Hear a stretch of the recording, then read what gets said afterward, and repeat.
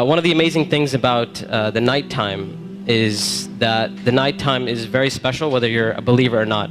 One of the things that psychologists often discuss is that nights are usually considered a spiritual time. So they talk about how usually people are more willing to share and they're usually more in touch with their feelings and their emotions at night. And this is why you see when people go out on dates and stuff like that, when do they usually go out? During the day or at night? So people are more likely to be in touch with their spiritual side and their feelings and their emotions. And what Islam does is that it takes advantage of this time. So while other people are busy doing other things, a believer takes that spiritual time and they take that emotional time and they devote it to their Lord. And one of the things that the scholars often talk about is that the night is a testimony of a person's love. So whatever a person loves, you'll see that they'll usually devote their night to that. So if a person's only concern in life is to have fun and party and maximize pleasure, they'll spend their night trying to do that.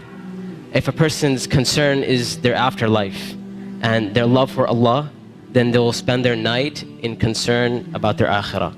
And they'll spend their night devoted to Allah Azza wa Jal. As Allah Azza wa Jal said, وَالَّذِينَ آمَنُوا أَشَدُّ حُبًّا لِلَّهِ, that those who believe, they're stronger in their love for Allah Azza wa Jal.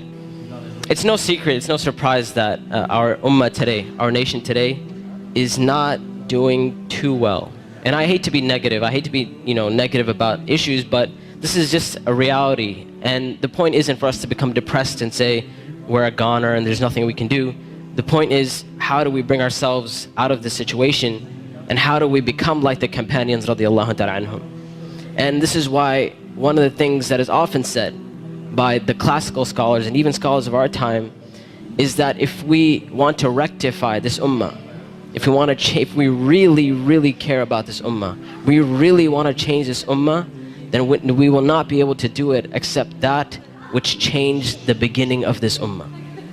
Meaning, if we really care, we really want the ummah to progress. Now we're Muslims living in the West and we care about Muslims in America, and we really want Muslims to be in a better state, then we have to look at the sunnah of the Prophet ﷺ and how the companions did it. And it is in that we're going to find our ummah come to life. And the thing about the companions, like I mentioned, is that what they had and what is missing from our time is that attribute of going above and beyond the bare minimum. Ibn Abbas radiallahu ta'ala anhuma, he says about the companions, he said, I did not see a single companion.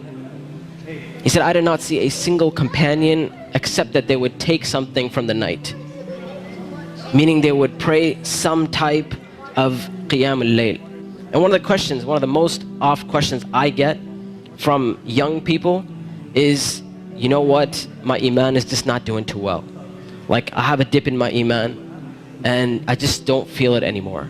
Or a lot of times people who start practicing Islam, they'll have this iman high and they're doing really, really well, and then a time will come where they'll be like, it just doesn't feel the same anymore. Or a lot of times reverts and converts will say, when I first became Muslim, it was the most amazing experience of my life, and I want that back. I want that experience back. And one of the first questions I ask these people is, how is your connection with Allah? How is your qiyam al-layl? When was the last time you got up in the middle of the night or in the last third of the night to pray to your Lord? And if the answer usually is, well, I don't really do that. I just try to do my 5 daily prayers. I'm just happy if I can get that in. And I tell them, I say, listen, if you're cutting off your connection with Allah, how are you going to get better? You can't expect your iman to just get fixed all of a sudden on its own. It's not going to happen. You have to take steps for you to become a better Muslim. You have to take steps to reach that level of iman. When it comes to qiyam al-layl, one of the advices I often give, and I give this advice because this was the advice given to me by my teachers, is if you want to pray qiyam al-layl, all you have to do is just try it.